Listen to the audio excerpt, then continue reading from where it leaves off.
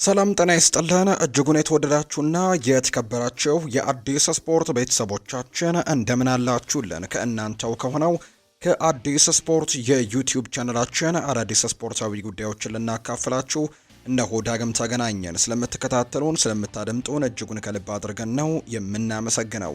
በዛሬ ፕሮግራማችን የተለያዩ ስፖርታዊ ጉዳዮችን ወደ እናንተ የምናደርስ ይሆናል።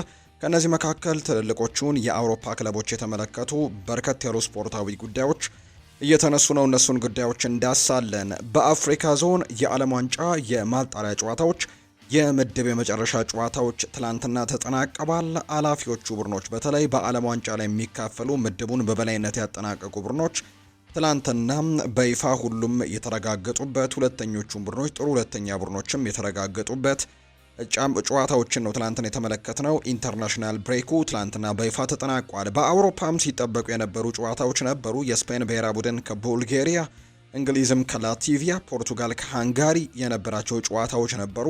እነሱንም የጨዋታ ጉዳዮች እያነሳሳን ቆይታን የምናደርግ ነው የሚሆነው። የእነሱን የጨዋታ ውጤቶችን ገልጽላችኋለን። የተለያዩ ስፖርታዊ ጉዳዮችን እናነሳለን። ብቻ እናንተ እስከ ፕሮግራማችን ፍጻሜ ድረስ አብራችሁኝ እንድትቆዩ ነው በአክብሮት የምጋብዘው። ፉአድ ባህሩ የዛሬውን ፕሮግራም እየመራው ከእናንተ ጋር ቆይታን የማደርግ ይሆናል። ቪዲዮአችንን ላይክ፣ ቻናላችንን ደግሞ ሰብስክራይብ እያደረጋችሁ ከኛ ጋር ቆይታን እንድታደርጉ በአክብሮት ነው የምንጋብዘው። ከመሸጋገሪያ በኋላ በድጋሚ ተመልሰን እንገናኛለን። አብራችሁኝ ቆዩ።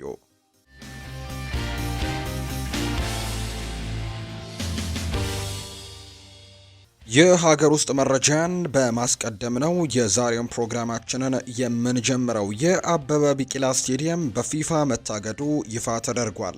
ይህንን ተከትሎ የአበበ ቢቂላ ስቴዲየም መታገድን ተከትሎ በኢትዮጵያ መድንና በፒራሚድስ መካከል ሊደረግ የነበረው የአፍሪካ ቻምፒየንስ ሊግ ጨዋታ መራዘሙን የተነገረው ምክንያቱም አበበ ቢቂላ ስቴዲየም ላይ ጨዋታውን ማድረግ ስለማይቻል ነው። የወቅቱ የኢትዮጵያ ፕሪሚየር ሊግ ቻምፒየን ኢትዮጵያ መድን የግብፁን ኤፍሲ ፒራሚድን በአበበ ቢቂላ ስቴዲየም እንደማያስተናግድ ነው የተረጋገጠው። በካፍ ቅሬታ የቀረበበት የአበበ ቢቂላ ስቴዲየም የሁለቱን ክለቦች ጨዋታ ለማስተናገድ በሚያስችለው ቁመና ላይ ስለማይገኝ ኢንተርናሽናል ጨዋታዎችን እንዳያስተናግድም እገዳ ተጥሎበታል። ይህንን ተከትሎ ኢትዮጵያ መድን በሁለተኛነት ባስመዘገበው የድሬዳዋ ስቴዲየም ለመጫወትም ባሳወቀው መሰረት የካፍ የመጨረሻ ውሳኔን በመጠባበቅ ላይ ይገኛል ተብሏል። የካፍ ተወካዮችም በዚህ ሳምንት ወደ አዲስ አበባ በመምጣት በድሬዳዋ ስቴዲየም ላይ መልከታን ያደርጋሉ ተብሎ እንደሚጠበቅ ነው መረጃዎች የሚያሳዩት። የመጨረሻ ማረጋገጫ በመጠባበቅ ላይ የሚገኙ ኢትዮጵያ መድን በሶስተኛ አማራጭነት ደግሞ በስደት የመጫወቱ ነገር እየሰፋ መምጣቱ ይነገራል። የሜዳው ጉዳይ እልባት ባለማግኘቱ የኢትዮጵያ መድንና የፒራሚድ ጨዋታ መራዘሙን ነው መረጃዎች የሚያሳዩት። አዲስ በተሻሻለው መርሃ ግብር መሰረት የሁለቱ ቡድኖች የመጀመሪያ ጨዋታ ጥቅምት 16 የመልሱ ጨዋታ ደግሞ ጥቅምት 21 ይካሄዳል። በዚህ መሰረት መድን በኢትዮጵያ ፕሪሚየር ሊግ የመጀመሪያ ሳምንት ከአዳማ ከተማ ጋር ነው የሚጫወተው። የሜዳው ጉዳይ ለሴቶች ብሔራዊ ቡድንም ስጋት እንደሆነ ነው መረጃዎች እየወጡ የሚገኙት። ወደ ውጭ ሀገር ስፖርታዊ መረጃዎቻችን በቀጥታ እንውሰዳችሁ ውድ ቤተሰቦቻችን። እንግዲህ ትናንትና የተደረጉ በርከት ያሉ ጨዋታዎች ያሉ፣ በተለይ ደግሞ በአፍሪካ ዞን የዓለም ዋንጫ የማጣሪያ ጨዋታዎችና በአውሮፓ ዞንም እንዲሁ የዓለም ዋንጫ የማጣሪያ ጨዋታዎች ትላንትና ከፍ ብለው ተደርገዋል። ነገር ግን ትላንትና በስፋት ሲጠበቁ የነበሩት በአፍሪካ በተለይ የመጨረሻ ጨዋታዎች ከመሆናቸው ጋር በተያያዘ ለዓለም ዋንጫ የሚያልፉት ብሔራዊ ቡድኖች ተለይተው የታወቁበት በርከት ያሉ ጨዋታዎች ናቸው ትላንትና በአፍሪካ የተደረጉት። በተለይ ደግሞ ሳውዝ አፍሪካ ከሩዋንዳና ናይጄሪያ ከቤኒን የሚያደርጉት ጨዋታ በጉጉት ሲጠበቅ የነበረ ጨዋታ ነው። ምክንያቱም ይህ ምድብ ላይ ሶስቱም ሀገራት ደቡብ አፍሪካም፣ ቤኒንም ናይጄሪያም ወደ ቀጣዩ ዙር ወይም ወደ ዓለም ዋንጫ የማለፍ ሰፊ እድል ነበራቸው። ለምሳሌ ቤኒን የትላንትና ጨዋታዋን ከመጀመሯ በፊት የምድቡ የበላይ ነበረችና ቤኒን ጨዋታውን በምንም ውጤት ካሸነፈች ውሳኔውን በራሷ ነው የምትወስነው፣ ማለፏን የምታረጋግጥ ብሔራዊ ቡድን ነበረች። ነገር ግን ቤኒንና ናይጄሪያ እርስ በርስ ነው የተገናኙት። ናይጄሪያ ደግሞ ይህንን ጨዋታ ብታሸንፍ ናይጄሪያ የግድ ወደ ዓለም ዋንጫው ለማለፍ የደቡብ አፍሪካን መሸነፍ ደግሞ ትጠብቅ ነበር። ደቡብ አፍሪካ ደግሞ እንዲሁ ጨዋታውን ብታሸንፍ ኖሮ ደግሞ እንዲሁ ቤኒን መሸነፍ ይኖርባታል ወደ ቀጣዩ ዙር ለማለፍና ትላንትና ይሄ ምድብ በጣም ውስብስብ ነገሮች የነበሩበትና በጣም በትኩረት ሲጠበቅ የነበረ ነው። ከዚህ ምድብ ግን ትላንትና ጨዋታው ተደርጎ ደቡብ አፍሪካ ናት ለዓለም ዋንጫ ማለፏን ያረጋገጠችው። የደቡብ አፍሪካ ብሔራዊ ቡድን ከሩዋንዳ ጋር ነበር ጨዋታውን ያደረገው። የዓለም ዋንጫ የማጣሪያ ጨዋታውንም 3-0 በሆነ ውጤት ትላንትና ማሸነፍ ችላለች ናይጄሪያ። ድሉን ተከትሎ ደቡብ አፍሪካ ምድቧን በበላይነት ማጠናቀቅ ችላለች። ለ2026ቱም የዓለም ዋንጫ ውድድር ማለፍ ችላለች። ደቡብ አፍሪካ እንግዲህ በአንደኝነት እንድታጠናቀቅ የረዳት ቤኒን ትላንትና መሸነፏ ነው። ቤኒን ትላንትና በናይጄሪያ 4-0 በሆነ ሰፊ ውጤት ነው የተሸነፈችው። በግድ ትላንትና ወደ ናይጄሪያ ቀንታ ነው ቤኒን ጨዋታዋን ያደረገችውና ከባድ ተጋጣሚ ደርሷታል። 4-0 በሆነ ውጤት ነው ትላንትና የተሸነፈችውና ቤኒን ወደ ዓለም ዋንጫው ማለፍ ሳትችል ቀርታለች። ናይጄሪያም እንዲሁ። በጨዋታው ላይ የናይጄሪያው ቪክቶር ኦስሜን ሃትሪክ መስራት የቻለበትን ጨዋታ ነው ትላንትና ያሳለፈው። ለደቡብ አፍሪካም ትልቅ ጥቅምን የሰጡ ጎሎችን ነው ማስቆጠር የቻለው። የናይጄሪያ ብሔራዊ ቡድን ሁለተኛ ደረጃን ይዞ ነው ትላንትና ማጠናቀቅ የቻለው። እንግዲህ በሁለተኛ ደረጃ ላይ ተስፋ አለው የሚሉትን ጉዳዮች በኋላ ምርጥ ሁለተኞችን ስንመለከት የምናነሳው ነው የሚሆነው። ሌላኛው ትላንትና ወደ ዓለም ዋንጫ ማለፋቸውን ያረጋገጡት ሴኔጋልና ኮት ዲቮር እንዲሁ አፍሪካን ወክለው ዓለም ዋንጫ ላይ እንደሚሳተፉ ያረጋገጡ ሌሎች ብሔራዊ ቡድኖች መሆናቸውን ትላንትና አረጋግጠዋል። የሴኔጋል ብሔራዊ ቡድን ትላንትና ከሞሪታኒያ ጋር ያደረገውን የማጣሪያ ጨዋታ 4-0 በሆነ ውጤት ነው ትላንትና ማሸነፍ የቻለው።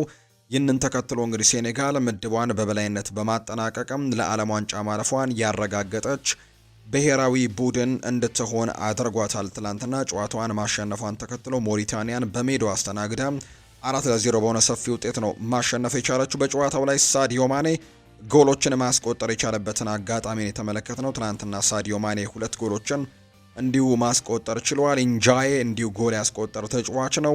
ሌላኛውን ቀሪ ጎል ደግሞ ዲያሎ ነው ማስቆጠር የቻለው። በዚህም 4-0 በሆነ ሰፊ ውጤት ሞሪታኒያን በማሸነፍ ሴኔጋል በዓለም ዋንጫው ላይ አፍሪካን ወክላ የምንመለከታት ሌላኛዋ ብሔራዊ ቡድን መሆኗን ያረጋገጠች ሀገር ሆናለች። ሴኔጋል ለሶስተኛ ተከታታይ ጊዜ ነው ለዓለም ዋንጫ ውድድርም ማለፍ የቻለችው። በ2022 የኳታር ዓለም ዋንጫ ላይ ነበረች። ከዛ በተጨማሪ ደግሞ በ2018 የራሽያ ዓለም ዋንጫ ላይ እንዲሁ ተሳትፎን ማድረጓን የምናስታውሰው ነው። ለሶስተኛ ተከታታይ ጊዜ ደግሞ አሁን በ2026 በአሜሪካ ካናዳና ሜክሲኮ በሚደረገው የዓለም ዋንጫ ላይ አፍሪካን ወክላ የምትሳተፍ ነው የሚሆነው። ኮት ዲቮር በበኩሏ ጎረቤት ሀገር ኬንያን ነው 3-0 በማሸነፍ ምድቡን በአንደኝነት አጠናቃ ለዓለም ዋንጫው ማለፏን ያረጋገጠች ሌላኛዋ ብሔራዊ ቡድን የሆነችው ትልቅ ፉክክር የተመለከትንበት ጨዋታ ነው። ይህ የአይቮሪ ኮስትና የኬንያ ብሔራዊ ቡድን ጨዋታ ዲያማንዴ ትላንትና ጎል ማስቆጠር ችሏል። ከዛ በተጨማሪ አማድ ዲያሎም እንዲሁ ጎል ማስቆጠር የቻለበትን አጋጣሚ ነው ትላንትና የተመለከትነው። እንዲሁ ፍራንክ ኬሴም ጎል አስቆጥሯል። ትላንትና ፍራንክ ኬሴ ላስቆጠረው ጎል ደግሞ አማድ ዲያሎ ነው አሲስት ያደረገው። ስለዚህ በጨዋታው ላይ 1 ጎልና 1 አሲስት ማድረግ ችሏል። የማንቸስተር ዩናይትዱ አማድ ዲያሎ በትላንትናው ጨዋታ ላይና አይቮሪ ኮስትም እንድታሸነፍ ትልቁን አበርክቶት መስጠት ችሏል። በትላንትናው ጨዋታ ላይ ወደ ዓለም ዋንጫውም እንድታልፍ ሀገሩ ኮት ዲቮርን ያስቻለባቸውን አስተዋጽኦች ነው ትላንትና ያደረገው። በዚህ መሰረትም ኮት ዲቮር፣ ሴኔጋል፣ ደቡብ አፍሪካ፣ ኬፕ ቨርድ፣ ጋና፣ አልጄሪያ፣ ግብጽ፣ ሞሮኮ እና ቱኒዚያ ዓለም ዋንጫውን የተቀላቀሉ የአፍሪካ ሀገራት መሆናቸውን እስካሁን ያረጋገጡ ብሔራዊ ቡድኖች ናቸው። እነዚህ ሀገራት ምድባቸውን በአንደኝነት በማጠናቀቅ የዓለም ዋንጫውን መቀላቀላቸውን ያረጋገጡ የአፍሪካ ሀገሮች ናቸው። ትናንትና ከተመለከትናቸው ጨዋታዎች መካከል ግን ሴሼልስ ሁሉንም የማጣሪያ ጨዋታዎች የተሸነፈች ብሔራዊ ቡድን ሆናለች። የሴሼልስ ብሔራዊ ቡድን የዓለም ዋንጫ የማጣሪያ ጨዋታውን ያደረጋቸውን 10 ጨዋታዎች በሙሉ በሽንፈት አጠናቋል። ብሔራዊ ቡድኑ ትናንትና የመጨረሻ የማጣሪያ ጨዋታውን ከጋምቢያ ጋር ነበር ያደረገው። 7-0 በሆነ ሰፊ ውጤት ነው ትናንትና ሽንፈት የቀመሰው። ብሔራዊ ቡድኑ ባለፉት 2 ጨዋታዎችም 14 ግቦች ተቆጥሮበታል። ሴሼልስ በማጣሪያው ሁሉንም ጨዋታዎች የተሸነፈች ብቸኛ ሀገር በመሆኗ ጥሩ ያልሆነ ታሪክን የጻፈችው። በ10 የማጣሪያ ጨዋታዎችም ብሔራዊ ቡድኑ በአጠቃላይ 53 ጎሎችም የተቆጠረባቸው እንደሆነ ነው የተመለከትነው። ትላንትና አልጄሪያና ዩጋንዳም ጨዋታቸውን አድርገው ነበር። ለአልጄሪያ ጥቅም የሌለው ጨዋታ ነው፣ ምክንያቱም ቀደም ብለው ወደ ዓለም ዋንጫ ማለፋቸውን ያረጋገጡበት ነው። ትላንትና ሙሐመድ አሙራ ባስቆጠራቸው 2 የፍጹም ቅጣት ምት ጎሎች ግን ዩጋንዳን 2-1 በሆነ ውጤት ማሸነፍ የቻሉበትን አጋጣሚ ነው አልጄሪያ በኩል የተመለከት ነው። እንዲሁ ደግሞ ጊኒና ቦትስዋና ጨዋታቸውን 2-2 በሆነ ውጤት ሲያጠናቀቁ ሞዛምቢክ ሶማሊያን 1-0 በሆነ ውጤት ትላንትና ማሸነፍ የቻሉበት ጨዋታ ነበር። ዲሞክራቲክ ሪፐብሊክ ኦፍ ኮንጎ ሱዳንን 1-0 አሸንፋለች። ጋቦን ቡሩንዲን 2-0 ያሸነፈችበት መርሃ ግብርም ትላንትና የተደረገ ነው። ሞሮኮ ደግሞ እንዲሁ ኮንጎን 1-0 በሆነ ውጤት ያሸነፈችበት ውጤትም ትላንትና የተመዘገበ ነው። ኤል ናስሪ ነው ትላንትና ግቡን ማስቆጠር የቻለው ለሞሮኮ ብሔራዊ ቡድን። በአጠቃላይ በአፍሪካ ዞን የተደረጉት የትላንትና ጨዋታዎች እነዚህን ነው የሚመስሉት። እንግዲህ አንደኛ ደረጃን ይዘው ያጠናቀቁት ቡድኖች በቀጥታ ወደ ዓለም ዋንጫው ማለፋቸውን ቀደም ብለን ገልጸንላቸዋል። የጥሎ ማለፉንስ የተቀላቀሉት እነማን ናቸው የሚለውን እንመልከት። አፍሪካን ወክለው በ2026 የዓለም ዋንጫ ውድድር የሚሳተፉ 9 ብሔራዊ ቡድኖች ተለይተው ታውቀዋል። እነሱም ምድባቸውን በአንደኝነት ያጠናቀቁ ናቸው። በቀጣይ ደግሞ ከአፍሪካ ተጨማሪ አንድ ብሔራዊ ቡድን የዓለም ዋንጫውን የሚቀላቀል ነው የሚሆነውና ቀጣዩ አላፊ ቡድን ማን ነው የሚለው ደግሞ ይለያል። በማጣሪያ ውድድሩ ምርጥ ሁለተኛ ሆነው ያጠናቀቁ 4 ብሔራዊ ቡድኖች በቀጣይ የጥሎ ማለፍ ጨዋታዎችን የሚያደርግ ይሆናል። ከዛ በኋላ ደግሞ ምርጥ ሁለተኛ የሚሆነው አንድ ቡድን ወይም ደግሞ እነዚህ በጥሎ ማለፍ ተጫውተው የሚያሸንፍ ብሔራዊ ቡድን ወደ ዓለም ዋንጫው የሚቀላቀል ነው የሚሆነው። ጥሩ ሁለተኛ ደረጃ ላይ የተቀመጡት 4ቱ ቡድኖች ደግሞ ናይጄሪያ፣ ካሜሮን፣ ኮንጎና ጋቦን የጥሎ ማለፍ ውድድሩን የተቀላቀሉ ብሔራዊ ቡድኖች እንደሆኑ ነው ይፋ የተደረገው።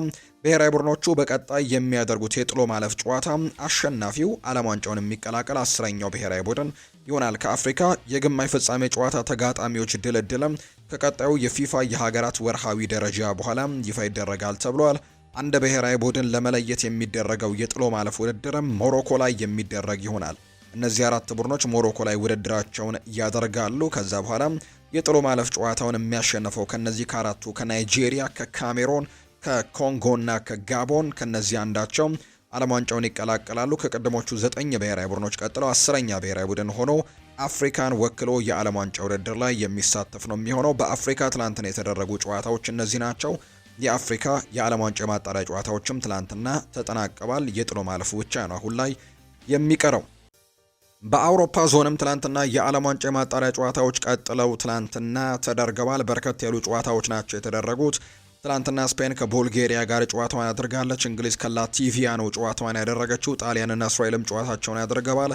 ፖርቱጋል እንዲሁ ከሃንጋሪ ጋርና ሌሎችም በርከት ያሉ ጨዋታዎች ነበሩና በትላንትናዎቹ ጨዋታዎች ስፔን፣ እንግሊዝና ጣሊያን ተጋጣሚዎቻቸውን ማሸነፍ ችላለች።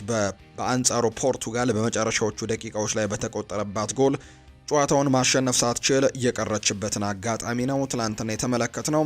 ስፔን ትላንትና ከቡልጋሪያ ጋር ያደረገችውን ጨዋታ በሚኬል ሜሪኖ፣ በቼርኔቭ እና በኦርየዘባል ግቦች 4-0 በሆነ ውጤት ነው ማሸነፍ የቻለችው። ትላንትና የአርሰናሉ ተጫዋች ሚኬል ሜሪኖ 2 ጎሎችን ነው ለስፔን ብሔራዊ ቡድን ማስቆጠር የቻለው። በዚህም እንግዲህ የሉዊስ ዴላ ፉዌንቴ ቡድን ስፔን 4-0 በሆነ ውጤት እንግዲህ ቡልጋሪያን ማሸነፍ የቻለችበትን አጋጣሚ ነው ትላንትና የተመለከትነው።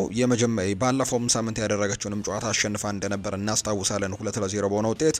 ትላንትናም በሌላኛው ደግሞ የዓለም ዋንጫ ማጣሪያ ጨዋታም ድል ማድረግ የቻለችበት አጋጣሚ ነው የተመለከትነው። በአጠቃላይ ስፔን እንግዲህ አሁን ላይ የምትገኘው ምድብን ስንመለከት ስፔን የምትገኝበት ምድብ ግሩፕ ኢ ነው ወይም ደግሞ 5ኛው ግሩፕ ላይ ነው የምትገኘው።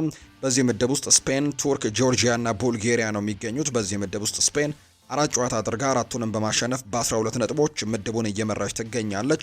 ሁለተኛ ደረጃ ላይ የተቀመጠችው ቱርክ ናት። ቱርክም ትላንትና ጨዋታውን ማሸነፍ ችላለች። በ9 ነጥብ ግን ሁለተኛ ደረጃ ላይ መቀመጥ የቻለችበትን አጋጣሚ ነው የተመለከትነው። በዚሁ ምድብ ትላንትና ቱርክም ጨዋታውን አድርጋ ነበር። እሱን ደግሞ እንመልከት። ትላንትና ተርኪ ጨዋታዋን ያደረገችው ከጆርጂያ ከክቪቻ ክቫራስኬሊያ ሀገር ከጆርጂያ ጋር ነበር ትላንትና ጨዋታዋን ያደረገችው። ጨዋታውንም ማሸነፍ የቻለችበትን አጋጣሚን የተመለከትነው 4-1 በሆነ ሰፊ ውጤት ነው ትላንትና ማሸነፍ የቻለችው። በጨዋታው ላይ የቱርኩ ልማደኛው ተጫዋች ጎሎችን በማስቆጠር በተከታታይ እንዲሁ ደግሞ በትልልቆቹ የአውሮፓ ክለቦች ጭምር በማንቸስተር ዩናይትድ፣ በአርሰናል፣ በቼልሲ እና በሌሎችም ትልልቅ ክለቦች በሚባሉት የሚፈለገው ኬናን ይልዲዝ ትላንትና ጎል ማስቆጠር የቻለበትን አጋጣሚ ተመልክተናል። ሜሪል ዴሜሪያል ትላንትና ጎል አስቆጥሯል። አክጉንና እንዲሁ ደግሞ ቀሪውን አንድ ጎልም ዴሜሪያል ነው ማስቆጠር የቻለው። ትላንትና የተከላካይ ስፍራ ተጫዋች የሆነው ዴሜሪያል 2 ግቦችን ማስቆጠር ችሏል። በሳዑዲ ፕሮ ሊግ እንደሚጫወት ይታወቃል። ኬናን ይልዲዝ እና አክጉን ደግሞ ቀሪዎቹን 2 ግቦች ያስቆጠሩ ተጫዋቾች ናቸው። በዚህም 4-1 በሆነ ሰፊ ውጤት ማሸነፍ የቻለችበትን አጋጣሚ ነው የተመለከትነው። የቱርክ ብሔራዊ ቡድን ጆርጂያ ጋር ያደረገውን ጨዋታ 4-1 በሆነ ውጤት ነው ማሸነፍ የቻለው። በዚህ ምድብ የተደረገ ጨዋታ ነው። 9 ነጥብ ላይ ደርሳለች የቱርክ ብሔራዊ ቡድን። ሌላኛው እንግሊዝ በበኩሏ ከላቲቪያ ጋር ነበር ትላንትና ጨዋታዋን ያደረገችው። በጨዋታው ላይ እንግሊዝም ማሸነፍ የቻለችበትን አጋጣሚ ተመልክተናል። በሰፊ የጎል ልዩነት ነው ትላንትና ያሸነፈችው 5-0 በሆነ ውጤት ትላንትና ማሸነፍ ችላለች። የባየር ሚኒኩ የአጥቂ መስመር ተጫዋች የሆነው ሃሪ ኬን ትላንትና 2 ጎሎችን እንዲሁ ለእንግሊዝ ብሔራዊ ቡድን ማስቆጠር ችሏል። የእንግሊዝ ብሔራዊ ቡድን የምንጊዜም ከፍተኛ ግብ አስቆጣሪ እንደሆነ ይታወቃል። ትላንትና 2 ጎሎችን ማስቆጠር ችሏል።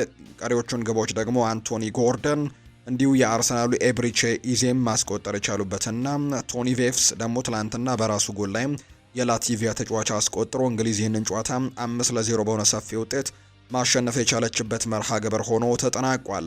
ጆርዳን ፒክፈርድ በእንግሊዝ ብሔራዊ ቡድን በተከታታይ 9 ጨዋታዎች ግብ ሳይቆጠርበት የወጣ የመጀመሪያው ግብ ጠባቂ እንደሆነ ጭምር ትናንትና ተመልክተናል። በትናንትናው ጨዋታ ጨምሮ ከዚህ በፊት ያደረጋቸውን 8 ጨዋታዎች ላይም ጎል አልተቆጠረበትም ነበር።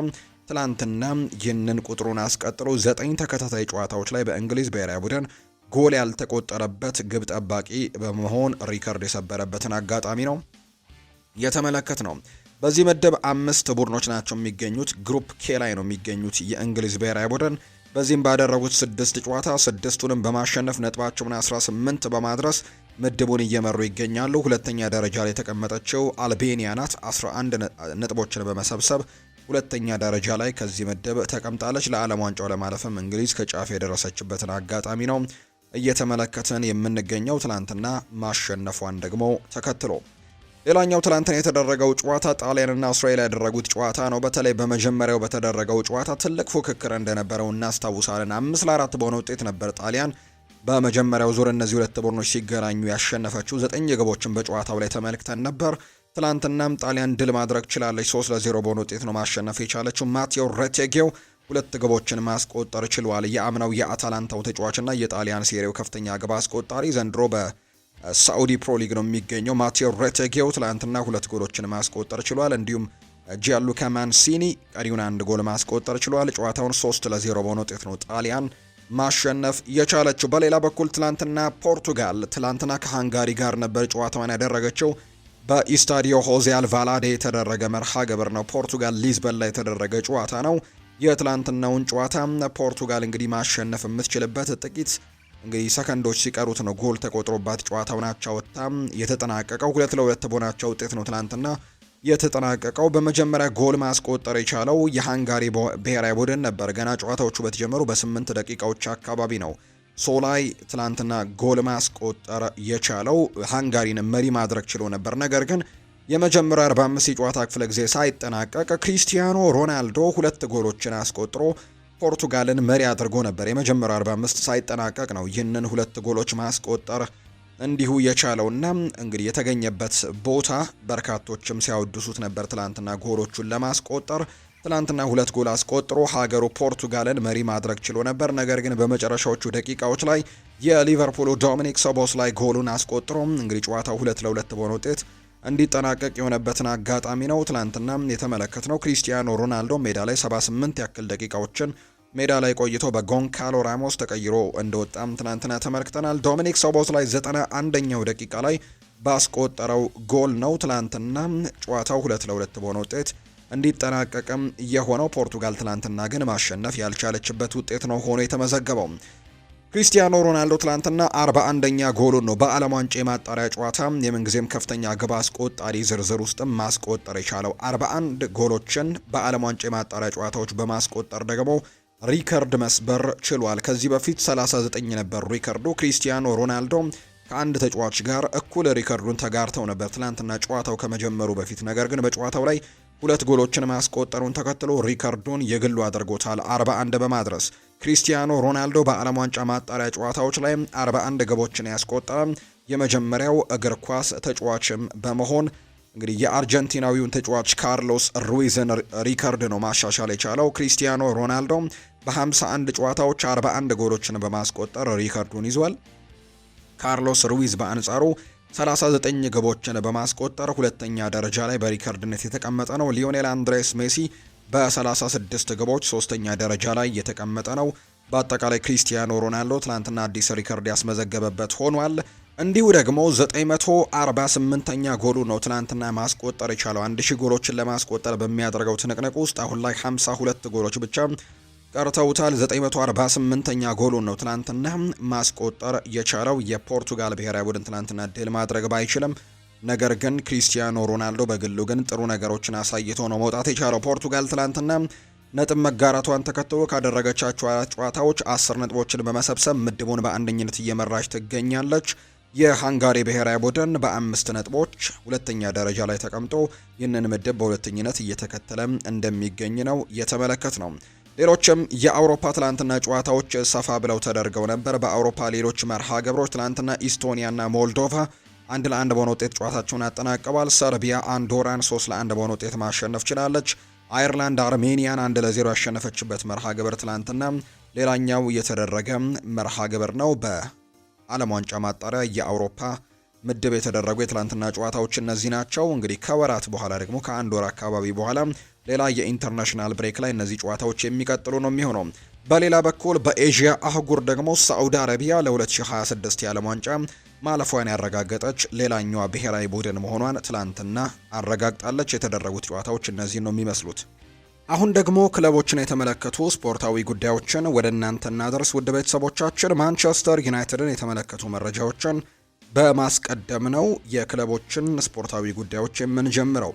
ብራይተን የማንቸስተር ዩናይትድ ኢላማ የሆነውን ካርሎስ ባሌባን እስከ ቀጣዩ ክረምት ድረስ የመሸጥ እቅድ እንደሌላቸው እየተነገረ ነው የሚገኘው። ካርሎስ ባሌባ በብራይተን ደስተኛ እንዳልሆነና ከክለቡ ለመልቀቅም ጫና እያሳደረ እንደሆነ ሲሰማ የነበረው ጭምጭምታም አሁን ላይ ጋብ እንዳለ የሚያሳዩ መረጃዎች እየወጡ ነው። በተለይ በክረምት የተጫዋቾች የዝውውር መስኮት ማንቸስተር ዩናይትድ ይህንን ተጫዋች ለማስፈረም እንቅስቃሴዎችን ከጀመረ በኋላ የተጫዋቹ ልብ ወደ ማንቸስተር ማምራቱ የሚያሳዩ ሪፖርቶች ሲወጡ ነበር። የቅርብ ጓደኞቹ ጭምር ወደ ዩናይትድ ማምራት ይፈልጋል የሚሉ ዘገባዎች ጭምር ሲወጡ ነበር። በብራይተን ሆቭ አልቢዮን የነበረው አቋም መጠነኛ መቀዛቀዞችን እንዳሳየና አሰልጣኝ ፋቢያን ሆርዚለር ጭምር የብራይተን ኤንድ ሆቭ አልቢዮን አሰልጣኝ ጭምር ይህንን ተጫዋች በሙሉ ልብ እንዲጫወትና አሁን ላይ በብራይተን ብቻ እንዳለ እንዲያስብም ነግረውት እንደነበር ጭምር ይነገራል። ሙሉ ለሙሉ ልቡ ወደ ማንቸስተር ዩናይትድ ማምራትን ፈልጎ እንደነበር፣ ነገር ግን አፎችን አውጥቶት ግን ክለቡ ላይ ጫናዎችን ማድረግ እንዳልፈለገ የሚያሳዩ ሪፖርቶች ሲወጡ ነበር።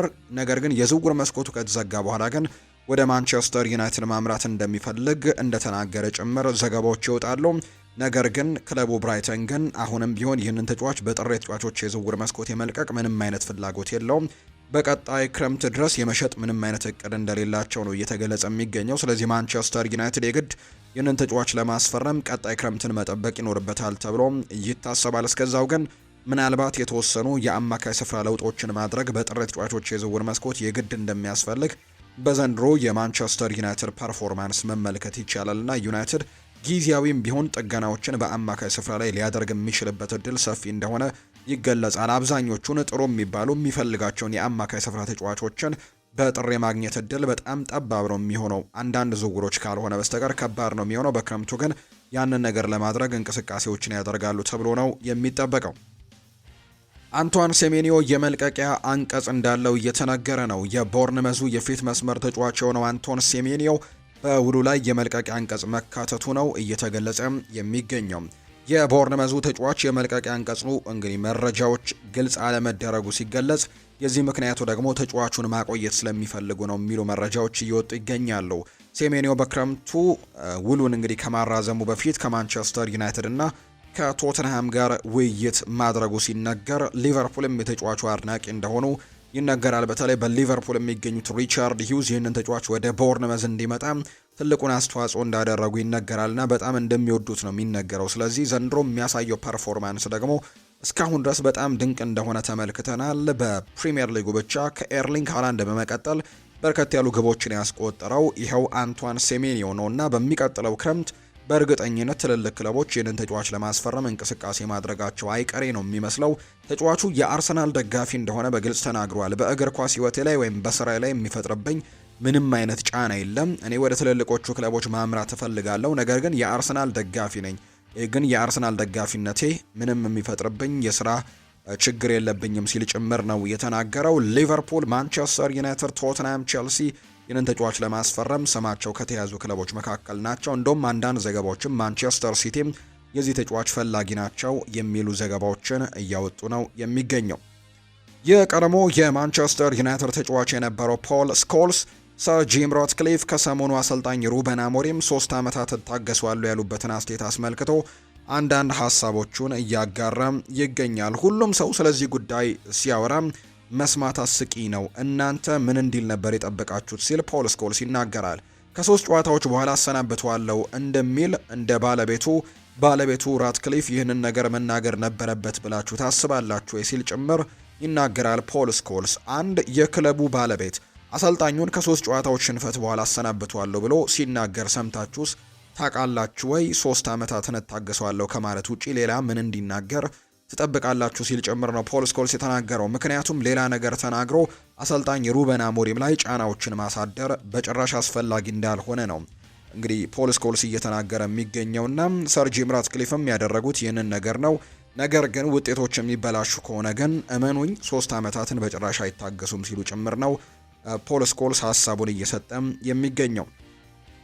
ሊሳንድሮ ማርቲኔስ ወደ ሜዳ ለመመለስ መቃረቡ እየተሰማ ይገኛል። የዚህ ተጫዋች ጉዳይ እንግዲህ ቀን በቀን ወደ ሜዳ ለመመለስ በጣም ቅርብ እየሆነ እንደመጣ የሚያሳዩ መረጃዎች ናቸው እየወጡ የሚገኙት። አርጀንቲናዊው የመሃል ተከላካይ የሆነው ሊሳንድሮ ማርቲኔስ አጋጥሞት ከነበረው ጉዳት ሙሉ ለሙሉ እያገገመ እንደሚገኝ ነው መረጃዎች በስፋት አሁን ላይ እየወጡ የሚገኙ። ተጫዋቹ ወደ ቡድኑ ልምምድ ለመመለስም እጅጉን መቃረቡን የሚያሳዩ ሪፖርቶች በትልቁ እየሰማን እንገኛለን። ሆኖም ግን ክለቡ ተጫዋቹን በፍጥነት ወደ ቡድኑ በመቀላቀል ምንም አይነት ኃላፊነትን መውሰድ እንደማይፈልግና ጉዳቱንም ማባባስ እንደማይፈልግ ይልቁንስ ደግሞ ጠንከር ብሎ እንዲመለስ የተወሰኑ ረፍቶችን ለመስጠትም ፍላጎት እንዳላቸው ነው የሚነገረው። ወደ ቡድን ልምምድ ግን እንደተመለሰ የሚያሳዩ ነገሮችን ነው የሰማ ነው። ይህንን ተከትሎ በቀጣይ ማለትም በህዳር ወር ከሚኖረው የኢንተርናሽናል ብሬክ አስቀድሞ ሊሳንድሮ ማርቲኔስ ወደ ማንቸስተር ዩናይትድ የቡድን ስብስብ የሚመለስበት እድል ሰፊ እንደሆነ ነው የተነገረው። ነገር ግን እንዳልኳችሁ አሁንም ቢሆን ይህንን ተጫዋች ማሳረፍን ምርጫቸው ያደርጋሉ። ቶሎ አምጥተው ወደ ጨዋታ ማስገባትና የተጫዋቹን ጉዳት እንዲያገረሽ ማድረግ በጭራሽ እንደማይፈልጉ ነው የተገለጸው። እንግዲህ ከኤሲኤል ጉዳት ከተመለሰ በኋላ ነው በድጋሚ እንደዚህ አይነት ጉዳቶች የገጠሙትና እንግዲህ በቂ ረፍት ይሄኛው ጉዳት በቂ ረፍት እንደሚፈልግ ነው በርካቶች የሚያነሱት። በዚህ ጉዳት የተጠቁ ሰዎች ተደጋጋሚ ሌሎች ጉዳቶች ስለሚገጥማቸው ረፍት እንደሚፈልግ ይታወቃልና ሊሳንድሮ ማርቲኔዝንም በዛ መልኩ መንከባከብ እንደሚፈልጉ ነው የተገለጸው። ተጫዋቹ ግን ቀርቧል ሜዳ ለመመለስ። ዩናይትድ ካርሎስ ካሴሜሮን በቡድኑ ሊያቆየው የሚችልበት እድል እንዳለ ደግሞ እየተነገረ ነው። ማንቸስተር ዩናይትዶች ብራዚላዊው አማካይ ካርሎስ ካሴሜሮ ለተጨማሪ ዓመት በቡድኑ ውስጥም ሊያቆየው የሚችልበት እድል እንዳለ እየተነገረ ነው። ነገር ግን አንድ ቅድመ ሁኔታ እንዳለ ይገለጻል። ተጫዋቹ ምንም እንኳን በመጪው ወርሃ ነሐሴም በማንቸስተር ዩናይትድ ቤት ያለው ውል የሚያበቃ ቢሆንም ለተጨማሪ ዓመት የሚያቆየውን ውል ግን ሊፈርም እንደሚችል እየተነገረ ይገኛል። ይሄ የሚሆንበት ጉዳይ ደግሞ ምናልባት ካርሎስ ካሴሜሮ ሳምንታዊ ደሞዙን የሚቀንስ ከሆነና ከማንቸስተር ዩናይትድ ጋር የሚስማማ ከሆነ በሳምንታዊ ደሞዝ ማንቸስተር ዩናይትዶች ለዚህ ተጫዋች ውሎችን ሊያቀርቡለት እንደሚችሉ ተነግሯል።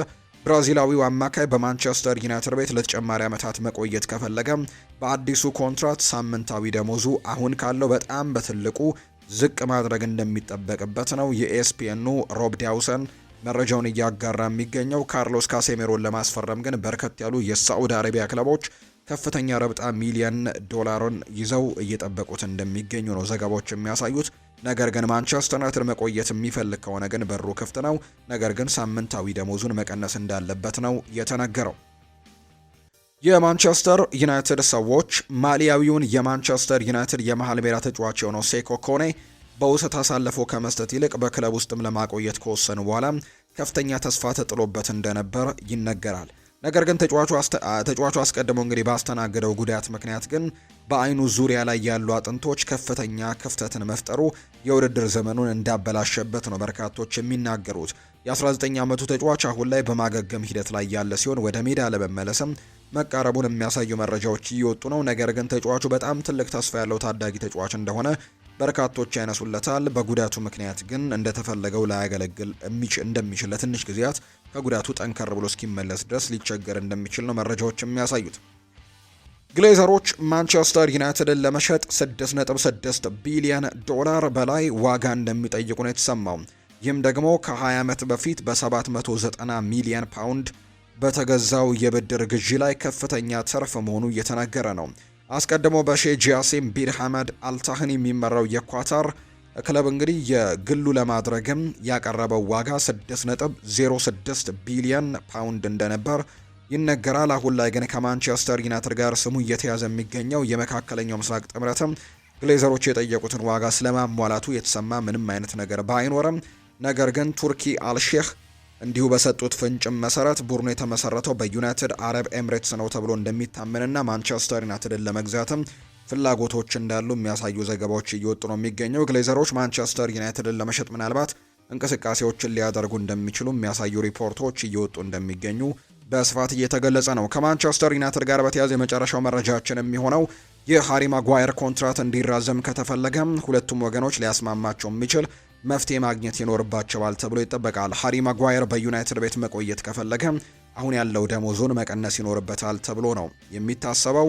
ስለዚህም በካርሎስ ካሴሜሮ ኮንትራት ዙሪያ በአሁኑ ጊዜ ድርድሮች ያልተደረጉም። ተመሳሳይ ነው ከሃሪ ማጓየር ጋርም ሁለቱም ደሞዛቸውን የሚቀንሱ ከሆነ ምናልባት ኮንትራት ሊያራዝሙ የሚችሉበት እድሉ እንዳላቸው ይነገራል። እንዳልኳችሁ ግን ሁለቱም ተጫዋቾች በሳዑዲ አረቢያ ክለቦች ደግሞ በጥብቅ የሚፈለጉ ተጫዋቾች ናቸው። ብራዚላዊው አማካይ ካሴሜሮ በ2026 ክረምት ነው ክለቡን ሊለቅበት የሚችልበት እድሉ እንዳለ ፋብሪዚዮ ሮማኖ ትናንትና ምሽት በዩቲዩብ ቻናሉ ላይ በነበረው ፕሮግራም ላይ ሀሳቡን ያጋራው። አርሰናልን የተመለከቱ መረጃዎችን ደግሞ ወደ እናንተ እናድርስ ውድ ቤተሰቦቻችን። ፓትሪክ ቪየራ ይናገራል። አርሰናሎች በዚህ የውድድር ዓመት ፕሪምየር ሊጉን ሊያሸንፉ ይችላሉ ብሎ ያስብ እንደሆነ ሲጠየቅ ምላሹን ሰጥቷል። ፓትሪክ ቪየራ ፕሪምየር ሊጉን ለማሸነፍ ጥሩ ዓመት ላይ ይሁን ወይም ደግሞ አይሁኑ እኔ አላውቅም፣ ምክንያቱም ፕሪምየር ሊጉ በእውነት ከባድ ፉክክር እንዳለው ጠንቀቅ ያውቃለሁ ሲል ጭምር ነው ፓትሪክ ቪየራ የሚናገረው። አርቴታ እነዚያን ተጫዋቾች በክረምቱ በማምጣት ጠንካራ ምልክት የሰጠን ይመስለኛል። በሜዳ ላይ እስካሁን ድረስ ግን በጣም ጥሩ ጨዋታዎችን እያሳዩ እንደሆነም በደንብ ተመልክቻለሁ። እኔ የምለው አርሰናል የፕሪምየር ሊጉን ዋንጫ ሊያሸንፉ የሚችሉ ቡድኖች ናቸው። እኔ እንደማስበው ከሆነ አርሰናል ተፎካካሪ ለመሆንና እስከ መጨረሻው ለመታገልም የተዘጋጀ ይመስለኛል። ምክንያቱም ማምጣት የቻሉት ተጫዋቾች የቡድኑን ጥራት ወደ ሌላ ደረጃ እንዲያሸጋግሩ ያደረጉ ናቸውና በዚህ ውድድር ዓመት ዋንጫ ለማምጣት እድሉ አላቸው ብዬ አስባለሁ ሲል ጭምር ነው ፓትሪክ ቪየራ ሀሳቡን እየሰጠ የሚገኘው። በርካቶች በተለይ ከዘንድሮ የፕሪሚየር ሊግ ዋንጫ ጋር በተያዘ ግምቶቻቸውን ሲያሰፍሩ አሁን ላይ አርሰናል ፌቨራይት የሆነው ቡድን ወይም ይህንን ዋንጫ ለማሸነፍ ትልቅ እድል ያለው ቡድን እንደሆነ እየተነገረ ነው። ፕሪሚየር ሊጉ ከመጀመሩ በፊት በእርግጥ አርሰናል ከሊቨርፑል ቀጥሎ ነበር ሁለተኛ ግምት የተሰጠው። ሊቨርፑል ካዘዋወራቸው በጣም ጥሩ ከሚባሉ ተጫዋቾቹ አንጻር እንዲሁ ደግሞ አምናም ከነበረው የአሸናፊነት ድል ጋር በተያዘም ዘንድሮም አርሰናል ሁለተኛ ደረጃ ላይ ያጠናቅቃል፣ ሊቨርፑል ደግሞ ሻምፒዮን ይሆናል የሚሉ ግምቶች ፕሪሚየር ሊጉ ከመጀመሩ በፊት ሲሰጡ ነበር። በእርግጥ ገና ጥቂት ሳምንታትን 7 ሳምንታትን ነው በፕሪሚየር ሊጉ የተመለከትነው። ገና ቀሪ 31 ሳምንታት ይቀራሉ፣ ረጅም ጊዜያቶች ይቀራሉ። ነገር ግን አሁን ላይ በአብዛኛው አርሰናል አሁን በሚገኘው ስብስቡ የፕሪሚየር ሊጉ ምርጡ ስብስብ እንደሆነ በርካቶች ያምናሉ። ከሊቨርፑል የተሻለ ግምት አሁን ላይ እየተሰጠው የሚገኘው አርሰናል እንደሆነ ምንም ጥያቄ የለውም። የቀድሞ ተጫዋቾች ጭምር አርሰናል ዘንድሮ ዋንጫን ማሸነፍ የሚገባበት ዓመት እንደሆነ ያነሳሉ። በተለይ አሰልጣኝ ሚኬል አርቴታ ዘንድሮ ዋንጫ ማሳካት የማይችል ከሆነ በጣም ከባድ ሊሆን እንደሚችል በርካቶች ያምናሉ። ይሄ ቡድን ባለፉት 3 ዓመታት ተከታታይ ሁለተኛ ደረጃን ይዞ ሲያጠናቅቅ እንደነበር እናስታውሳለን። በክረምቱ ደግሞ ያስፈረማቸው ተጫዋቾች በእያንዳንዱ ቦታ ኳሊቲ ያላቸው ተጠባባቂዎች እንዲኖር በማድረጉ ስኳድ ዴብዙ በጣም ሰፊ እንደሆነ ተመልክተናል። ዘንድሮ አንድ ተጫዋች ሲጎዳ በአርሰናል ቤት የሚደነገጥበት ጊዜ አይደለም። ዘንድሮ ማርቲን ኦዴጋርድ ሲጎዳ ከዚህ በፊት በአርሰናል ቤት በጣም አስቸጋሪ ጊዜያቶች ሊያሳልፉ እንደሚችሉና ለአርቴታም ራስ ምታት ሊሆን እንደሚችል በርካቶች ሲገምቱ ነበር። ዘንድሮ ግን ያ ነገር የለም። እነ ኤብሪቼ ኢዜም፣ እነ ኢታን ዋኔሪ፣ ሌሎችም ተጫዋቾች ያንን ቦታ በደንብ መሸፈን ይችላሉ።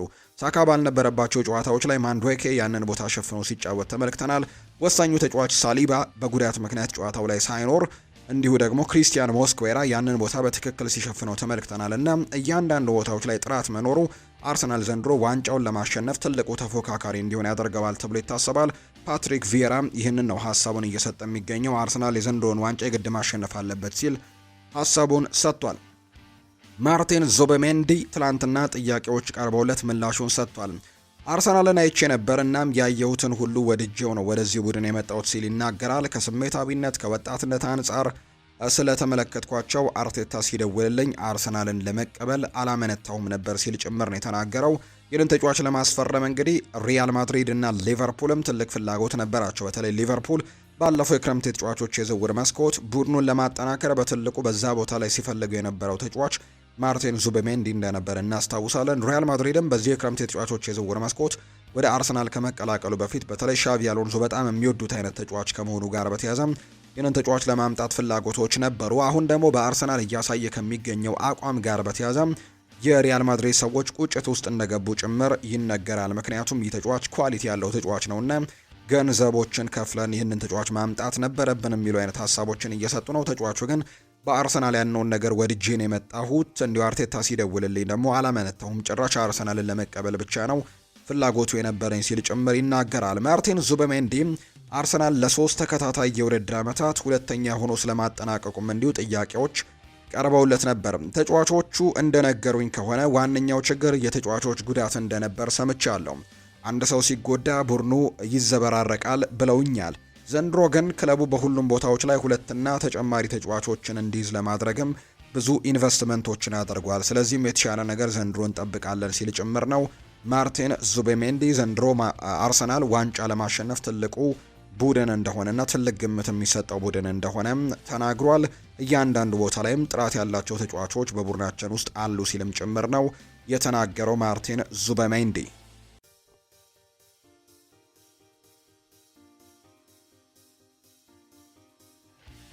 ሊቨርፑልን የተመለከቱ መረጃዎችን ደግሞ እናንሳ። ኮዲ ጋክፖ ይናገራል። አዳዲስ ተጫዋቾች ወደ ቡድናችን ሲመጡ ለመላመድ ሁልጊዜም አስቸጋሪ እንደሆነ አስባለሁ። ነገር ግን አሁን ላይ ብዙ አዳዲስ ተጫዋቾች ሲኖሩን ቡድኑ ሲቀየርም አንድ ጊዜ አስቸጋሪ እንደሚሆን አስባለሁ ሲል ጭምር ነው የተናገረው። ነገር ግን ወደፊት የምንሄድበት መንገድን እንደምናገኝ አስባለሁ ሲል ጭምር ተናግሯል። እንግዲህ ዘንድሮ ሊቨርፑሎች አዳዲስ ተጫዋቾችን አምጥተዋል። በተለይ በማጥቃት መስመሩ ላይ ለውጦችን ሲያደርጉ ተመልክተናል። ሁጎ ኤኪቲኬ፣ አሌክዛንደር ኢሳክ፣ ፍሎሪያን ቨርትስ በማጥቃቱ ሚና ላይ አዳዲስ ለውጦች የተደረጉ ናቸው። መሐመድ ሰላም እስካሁን የምናውቀውን አይነት ፐርፎርማንስ እያሳየ አይገኝም። በእርግጥ ከአዲሶቹ ተጫዋቾች ጋር ለመላመድም ጊዜ እንደሚፈልግ ጭምር ሲናገር ሰምተነዋልና ያንን ነገር ለማድረግ ጊዜያቶች እንደሚወስድ ነው የተናገረው። ኮዲ ጋክፖም ያንን ሀሳብ የተጋራ ይመስላል። ከአዳዲሶቹ ተጫዋቾች ጋር ለመዋሃድ ጊዜያቶች ይፈልጋሉ። ሁልጊዜም አዲስ ተጫዋቾች ሲመጡ በቡድን ውስጥ ቶሎ ለመላመድም አስቸጋሪ እንደሆነ አስባለሁ ሲልም ጭምር ነው የተናገረው። አሁን በአራት ውድድሮች ውስጥ መጫወትና ግባችን አራቱንም ውድድሮች ማሸነፍ ነው ሲልም ይናገራል ኮዲ ጋክፖ። ነገር ግን ይህንን በየሲዝኑ የምናቅደው ነገር ነው። በሁሉም ውድድሮች ለመወዳደር የሚያስችል ጥሩ ቡድን እንዳለን ግን አስባለሁ ሲል ጭምር ኔዘርላንዳዊው ተጫዋች ኮዲ ጋክፖ ይናገራል። ቸልሲን የተመለከቱ መረጃዎችን እናንሳ። ዩቬንቱስ ኤንዞ ማሬስካን እንደሚያደንቅ እየተነገረ ይገኛል። ትናንትና በተለይ ከወደ ጣሊያን የወጡ መረጃዎች እንደሚያሳዩት ከሆነ ዩቬንቱስ አሰልጣኝ ኤንዞ ማሬስካን የመቅጠር ፍላጎቶች እንዳሉት የሚያሳዩ ነገሮች አሉ። በቸልሲ ቤት ጥሩ ስራዎችን መስራቱ ይታወሳል። በተለይ አምና በመጣበት የውድድር ዓመትም ጥሩ ነገሮችን ማድረጉ ይታወሳል። ቡድኑን ወደ አውሮፓ ቻምፒየንስ ሊግ ውድድር መመለስ ችሏል። ከዛ በተጨማሪ የኮንፈረንስ ሊግ ዋንጫን ማሸነፍ ችሏል። ከዛ በተጨማሪ ደግሞ የዓለም ክለቦች ዋንጫንም ትልልቆቹን ክለቦች እነ ፓሪስ ሰን ዠርሜንን ጭምር አሸንፎ ዋንጫ ማምጣቱ ይታወሳልና ለቸልሲ የመጀመሪያው ሲዝን በጣም ጥሩ የሚባል ነበር። ነገር ግን በሁለተኛው ሲዝን ላይ አጀማመሩ ጥሩ የነበረ አይመስልም። ተደጋጋሚ ውጤቱን ማጣቶችን ተመልክተናል። በተለይ ደግሞ ተደጋጋሚ የቀይ ካርድ ቡድኑ መመልከቱ በጣም ሲጎዳው እንደነበር ተመልክተናል። እንዲሁም የተጫዋቾች ጉዳትም ቸልሲን እያስቸገሩት እንደሚገኙ ይታወቃልና ኤንዞ ማሬስካ ግን ጥሩ ስራን እንደሚሰሩ በቸልሲ ቤት በርካቶች ያምናሉ። ዩቬንቱስ ደግሞ የዚህኛው አሰልጣኝ ደጋፊና ወዳጅ እንደሆነ ይነገራል። እንዲሁም በቅርብም እየተከታተለው እንደሆነ ነው የሚነገረው። አሁን ምንም አይነት ድርድር የለም። እሱን መሾም የወደፊት ሀሳባቸው ብቻ እንደሆነ ነው የሚነገረው። ዩቬንቱስ የኤንዞ ማሬስካ የቸልሲ ጨዋታዎችን በቅርብም እየተከታተለ እንዳለ የሚያሳዩ ዘገባዎች እየወጡ ይገኛሉና ምናልባት በቀጣይ ከቸልሲ ጋር ያሉትን ጉዳዮች ከተመለከቱ በኋላ ይህንን አሰልጣኝ ለመቅጠርም ንግግሮችን ለማድረግ ዝግጁ ሊሆኑ እንደሚችሉ ነው የሬሌቮ ዘጋቢ የሆነው ማቴዎ ሞሬቶ መረጃውን እያጋራ የሚገኘው። በዚሁ የሪያል ማድሪድ ጉዳዮችንም እንዲሁ እናንሳ። ፍራንኮ ማስታንቱኖ ጉዳት እንደገጠመው በርካቶች ሲገልጹ እንደነበር ይታወሳል። ፍራንኮ ማስታንቱኖ ግን የሕክምና ምርመራውን በማለፍ በሄታፌው ጨዋታ ላይ ይገኛል ተብሎ እንደሚጠበቅ መረጃዎች በትልቁ እየወጡ ይገኛሉ። ነገር ግን የመጨረሻው ውሳኔ የሻቪ አሎንዞ ቢሆንም አርጀንቲናዊው ተስፈኛ ተጫዋች ግን አጋጥሞታል የተባለው ጉዳት እሁድ ላሊጋው ጨዋታ ላይ ከመጫወት ግን እንደማያግደውና በዛ ጨዋታ ላይ መጫወት እንደሚችል የሚያሳዩ ነገሮችን ነው እየተመለከትን የምንገኘው ብለዋል። አርኤምሲ ስፖርት ነው ይህንን መረጃ እያጋራ የሚገኘው።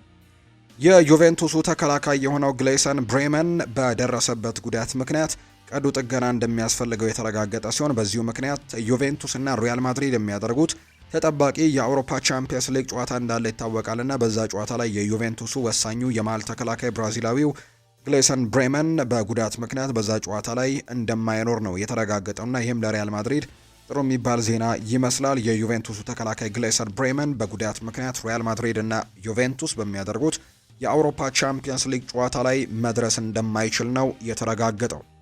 ስዊድን አሰልጣኟን አሰናብታለች። የስዊድን ብሔራዊ ቡድን እያስመዘገበ የሚገኘው ደካማ ውጤትን ተከትሎ የቡድኑ ዋና አሰልጣኝ ጆን ዳህል ቶምሰን ተሰናብተዋል ነው የተባለው። ትላንትና ስዊድን በዓለም ዋንጫ ማጣሪያ ያደረገቻቸው የመጀመሪያ 4 ጨዋታዎችን ማሸነፍ አልቻለችም። ብሔራዊ ቡድኑ በ3ቱ ጨዋታዎች ሲሸነፍ 1 ጨዋታ ብቻ ነው ነጥብ ተጋርቶም የወጣውና ይህንን ተከትሎ የስዊድን ብሔራዊ ቡድን በ1 ነጥብ የምድቡ የመጨረሻ ደረጃ ላይ የተቀመጠ ሲሆን ከዓለም ዋንጫውም የመቅረት እድሏ በጣም እየሰፋ ነው የመጣው። ስለዚህ በቀጣይ ቪክተር ዮኬሬሽንም ሆነ አሌክዛንደር ኢሳክን በዓለም ዋንጫው ላይ የመመልከት እድላችን በጣም ጠባብ እንደሆነ የተመለከትነው ስዊድን ብሔራዊ ቡድን ጥሩ ውጤቶችን በዚህ የዓለም ዋንጫ የማጣሪያ ጨዋታ ላይ ማግኘት ባለመቻሏ ምክንያት ባለፉት 4 ጨዋታዎች በአሌክዛንደር ኢሳክና ቪክተር ዮኬሬሽ የሚመራው የስዊድን ብሔራዊ ቡድን እነዚህ 2 ምርጥ የሚባሉ በሊቨርፑልና በአርሰናል የሚገኙ የአጥቂ መስመር ጥምረቶች በእነዚህ 2 ተጫዋቾች የሚመራው የስዊድን ብሔራዊ ቡድን ማስቆጠር የቻሉ በ4 ጨዋታዎች 2 ግቦችን ብቻ ነውና በርካቶችንም እያስገረመ ይገኛል። በዚህም የስዊድን ብሔራዊ ቡድን ከዓለም ዋንጫው ውጪ ሊሆን የሚችልበት እድሉ በጣም ሰፊ እንደሆነና ከምድቡ መጨረሻ ደረጃ ላይ መቀመጡን እንዲሁ ደግሞ የስዊድን ብሔራዊ ቡድን አሰልጣኝ የሆኑት ቶምሰንም ከአሰልጣኝነታቸው ትላንትና መነሳታቸው የሚያሳዩ ዘገባዎች ናቸው እየወጡ የሚገኙት። ሊዮኔል ሜሲ የራሱን ውድድር ሊጀምር እንደሆነ ይፋ ተደርጓል። የ8 ጊዜ ባሎን ዶር አሸናፊው ተጫዋች ሊዮኔል ሜሲ የራሱን የታዳጊዎች እግር ኳስ ውድድር እንደሚጀምር ይፋ አድርጓል። ሜሲ ካፕ የሚል ስያሜ የተሰጠው ውድድሩ በዓለም ታዋቂ የሆኑ 8 ከ16 ዓመት በታች የሆኑ ቡድኖች የሚሳተፉበት ውድድር እንደሆነ ነው ይፋ የተደረገው። የመጀመሪያው የሜሲ ካፕ ውድድር በቀጣይ ህዳር ወር በአሜሪካ ማያሚ እንደሚካሄድ ነው የተነገረው። ባርሴሎና፣ ኢንተር ማያሚ፣ ቸልሲ፣ ማንቸስተር ሲቲ በውድድሩ የሚሳተፉ ክለቦች መካከል ይገኙበታል ተብሏል። ከዛ በተጨማሪ ግን የአርጀንቲናው ክለብ ሪቨር ፕሌት፣ የጣሊያኑ ክለብ ኢንተር ሚላን እንዲሁ የስፔኑ ክለብ አትሌቲኮ ማድሪድ እና እሱ እንግዲህ ሲጫወትበት የነበረው ኒዌልስ ኦልድ ቦይስ በዚህ ውድድር ላይ እንደሚሳተፉ የተነገረው። ሊዮኔል ሜሲ በሚያዘጋጀው ሜሲ ካፕ በተባለው ውድድር ላይ እነዚህ 8 ክለቦች እንደሚሳተፉ ነው እየተገለጸ የሚገኘው። ውድድሩ ቀደም እንዳልኳቸው ከ16 ዓመት በታች የተጫዋቾች የሚሳተፉበት ውድድር እንደሆነ ይፋ ተደርጓል። በሴሪኤው ያንጸባረቁ አፍሪካውያን ተጫዋቾችን እንመልከት። የቀድሞው የኤሲ ሚላንና ላይቤሪያዊው አጥቂ ጆርጅ ዊሃም በመብለጥ በሊጉ ብዙ ጎሎችን ያስቆጠረ አፍሪካዊ ተጫዋች መሆንም ችሏል። በወጣትነት እድሜያቸውና ዝናን አትርፈው ሴሪአውን የተቀላቀለው ተጫዋች ያሳለፉ በርካታ አፍሪካውያን ተጫዋቾች አሉ። ጋናዊው የቀድሞ አጥቂ አቢዲ ፔሌ እንግዲህ የጆርዳን አየውና የአንድሪያ አየው አባት እንደሆነ ይነገራል። አቢዲ ፔሌ በ1993 የአውሮፓ ቻምፒየንስ ሊግን ከኦሎምፒክ ደ ማርሴ ጋር ካነሳ በኋላ በ1994 ቶሪኖን ተቀላቅሏል። ሳሙኤል ኤቶ ኢንተር ሚላንን በ2010 የሶስትዮሽ ዋንጫ ክብር በጆዜ ሞሪኒዮ ስር ሲያሳካም የቡድኑ ቁልፍ ተጫዋች እንደነበር የምናስታውሰው ጉዳይ ነው። ሙሐመድ ሳላህ ከቼልሲ በውሰት ውል ለፊዮረንቲና ተሰጥቶ በድጋሚ ደግሞ በቋሚነት ለሮሙ ክለብ ሮማ ተሸጦ ደግሞ በሴሪኤው ድንቅ ጊዜን ያሳለፈ ግብጻዊ ተጫዋች እንደሆነ ይታወቃል።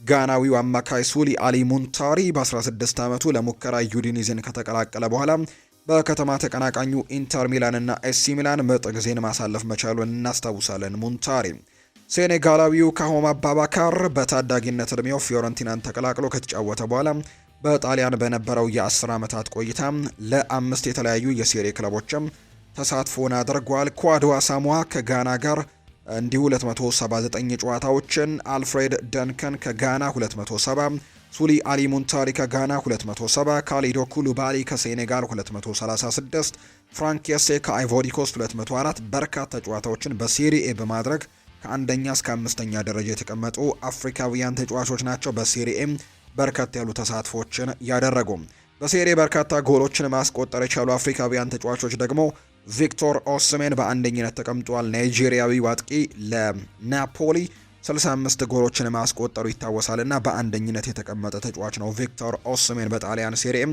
አፍሪካዊ ተጫዋች ሆኖ ብዙ ጎሎችን በማስቆጠር ጆርጅ ዊሃ ላይቤሪያዊው ተጫዋች የባሎንዶርም አሸናፊ እንደሆነ ይታወቃል። 46 ጎሎችን በማስቆጠር ሁለተኛ ደረጃ ላይ የተቀመጠ ነው። ኬታ ባልዴ ከሴኔጋል 41 ጎሎችን ማስቆጠር የቻለ ተጫዋች እንደሆነ ይታወቃል። እንዲሁ ደግሞ ፍራንኬሴ ከአይቮሪ ኮስትም 41 ጎሎችን ማስቆጠረ የቻለ ተጫዋች ነው አይቮሪ ኮስታዊው ፍራንኬሴ።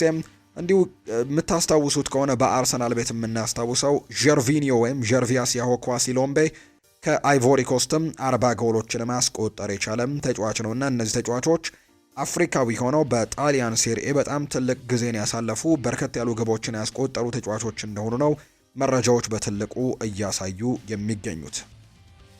የተወደዳችሁና የተከበራችሁ ቤተሰቦቻችን ለዛሬ ያዝንላችሁ አዳዲስ ስፖርታዊ ጉዳዮቻችን እነዚህን ነው የሚመስሉት። ስላደመጣችሁን፣ ስለተከታተላችሁን ቆይታችሁም ከኛ ጋር ስለነበር እጅጉን ከልብ አድርገን እናመሰግናለን። ፉአድ ባህሩ የዛሬውን ፕሮግራም እየመራው ከእናንተ ጋር ቆይታን አድርጌያለሁ። በቀጣይ ፕሮግራሞቻችን ደግሞ ሌሎች ስፖርታዊ ጉዳዮችን፣ ሌሎች አዳዲስ ስፖርታዊ መረጃዎችን አካተን በስፋት የምንገናኝ ይሆናል። ስላደመጣችሁኝ፣ ስለተከታተላችሁኝ ቆይታችሁም ከኛ ጋር ስለነበር እጅጉን ከልብ አድርገን ነው የምናመሰግነው። በቀጣይ በተለይ ምሽት ላይ በሚኖረው ሌሎች የስፖርት ጉዳዮቻችንን በምናነሳበት ፕሮግራማችን ሌሎች አዳዲስ ስፖርታዊ መረጃዎችን በስፋት አካተን በድጋሚ ወደ እናንተ የምንመጣ ይሆናል። ስላደመጣችሁኝ ግን ከልብ አድርጌ አመሰግናለሁ። በቀጣይ እንገናኛለን። መልካም ጊዜ፣ መልካም ቀን እንዲሆንላችሁም ነው በአክብሮት የምመኘው።